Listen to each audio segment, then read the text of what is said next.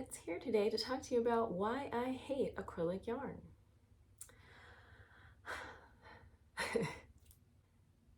Let me preface this by saying, everyone is entitled to their opinion. Just because I don't like something doesn't mean I'm judging people who do like it.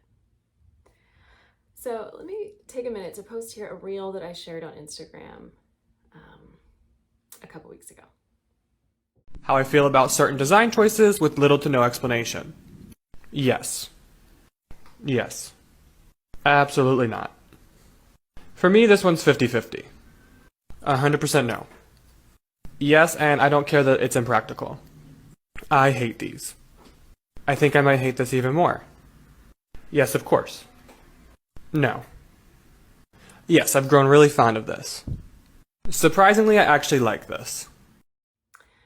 So from this reel, which clearly starts from the premise that I am sharing how I feel about certain knitting trends, I got responses about, well, you know what? I'll just show you. Let's get ready to rumble! This person clearly took me stating that I didn't like acrylic yarn, that I hate acrylic yarn, as a personal attack on her. I don't know why. If I recorded a video that said I hate watermelon, which I do, I sincerely doubt anybody would take that as a personal attack on their watermelon preferences. But when it comes to certain things, and apparently acrylic yarn is one of them, there seems to be this idea that if I hate it, I must be judging or attacking people who don't hate it or people who like it, and I am not. You can like acrylic yarn all you want. I don't care what kind of yarn you like, because I'm not knitting your yarn. You are. I care what kind of yarn I like. So with that said, and the understanding that everyone is entitled to their opinion, I thought I'd dive a little deeper into the reasons that I hate acrylic yarn. So one of the major reasons that I don't like acrylic yarn is that you cannot block it. Mostly what I knit are sweaters, occasionally shawl, socks, hats, but mostly sweaters. And the vast majority of, well, pretty much everything, but definitely sweaters, in order to look their best and fit correctly, they need to be blocked. You need to, most of the time, wet the fiber and set the stitches so that it's nice and even. You need to open up the cables, you need to open up the lace, you need to sort of even out the stockinette, where sometimes one part might have just been knit a little more tightly than the other. You can't rock acrylic because it's acrylic, and it doesn't do that. It doesn't behave the way that wool does because it isn't wool. So when most of what I knit is stuff that really does need a good blocking to look its best, obviously I'm not going to like a fiber, if you want to call it that, that can't really be blocked. And of course, when I started knitting, I did try some acrylic yarns. And no matter what I did, they returned to their original form, because that is what they do. So, number one, you can't block it. Number two, acrylic doesn't breathe. Natural fibers, because they are natural, because especially what we would call protein fibers, so animal fibers, because they are designed to insulate the animal that they grow from, they breathe. So they not only, create warmth, but also help to regulate temperature. Acrylic doesn't do that because, again, that is not what it is. It's not a natural fiber. It's a petroleum-based fiber, and it's not made up of materials that would allow it to breathe. That's just not how it works. And so the end result of that is that, for example, if I'm wearing a wool sweater and I start to feel a little warm, I just kind of feel a little warm. Whereas if I, way, way, way in the past, when I did not knit my own sweaters, and I would sometimes buy sweaters, and I was poor, so I would, buy the $20 sweater from the Old Navy that was mostly acrylic. When you get warm in acrylic, generally you start to sweat.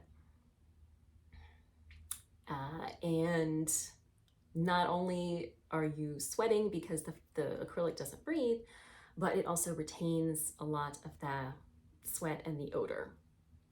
Whereas wool and natural fibers don't. They breathe. They don't tend to, unless you're really overheating, or at least in my personal experience, aren't going to get you all sweaty.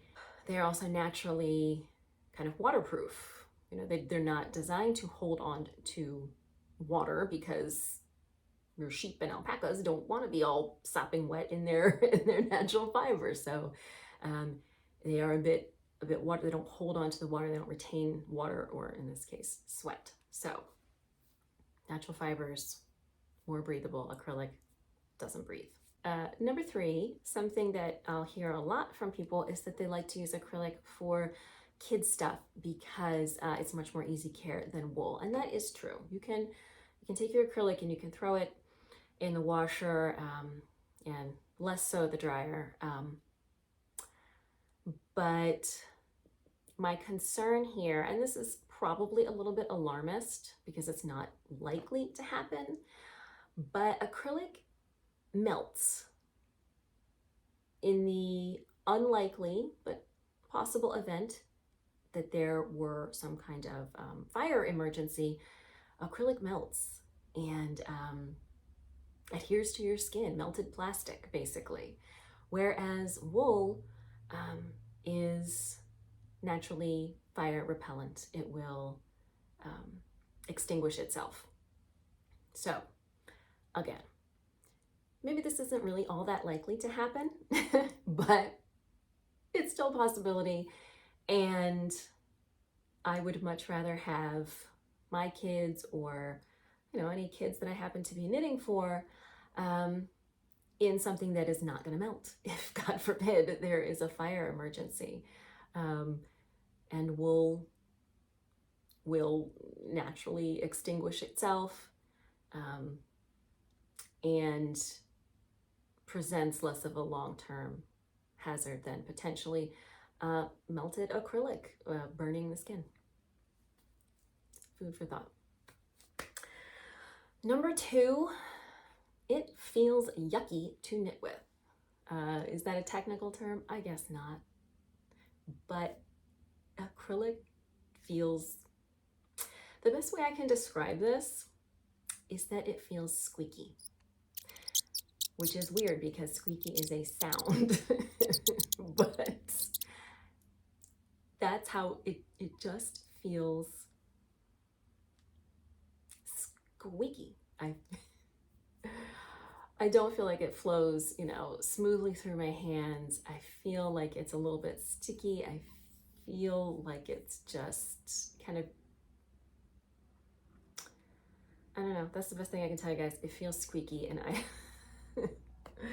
I don't have a great explanation for what exactly that means. And again, this is completely a personal thing. Maybe you feel fine knitting with acrylic, but when I had done it, it just doesn't feel nice in my hands. Other people I have spoken to have said that it makes their hands sweat.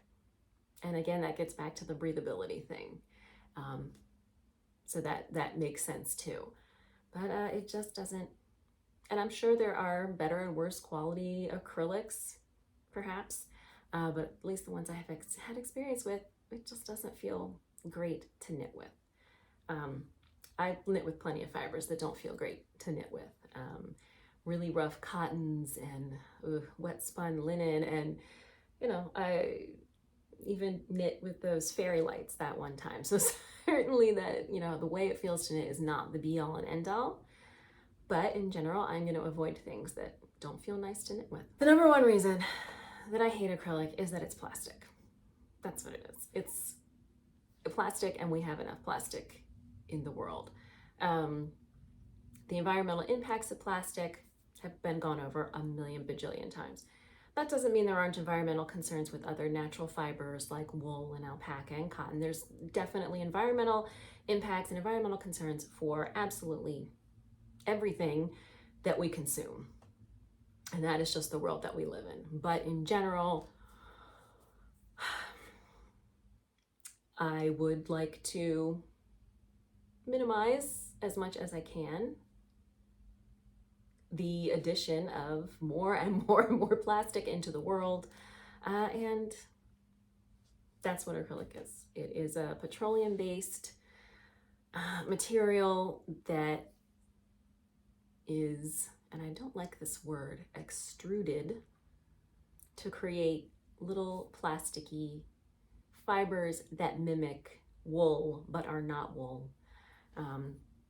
And given the choice, I'm going to avoid unnecessary plastics. I don't want to wear plastic. So, we can argue about that until everybody is blue in the face.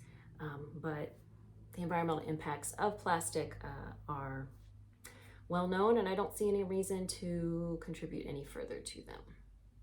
So there you have it, the 5 reasons that I hate acrylic yarn. I don't care if you like it, that's fine. And if I knit things like amigurumi little animals and things, I would probably use acrylic yarns for that. That would make more sense to me. But for me, for what I knit, for the types of things that I knit, and for my personal enjoyment, I hate acrylic yarn, and that's okay. Everyone is entitled to like or dislike the knitting things that they like or dislike. You're welcome to leave a comment down below. There's no reason to start any arguments because, like I said, you're entitled to your opinion, but this is mine, and I just thought I would share it with you. So thank you for joining me here today, and I hope to see you back here for a future video. Bye.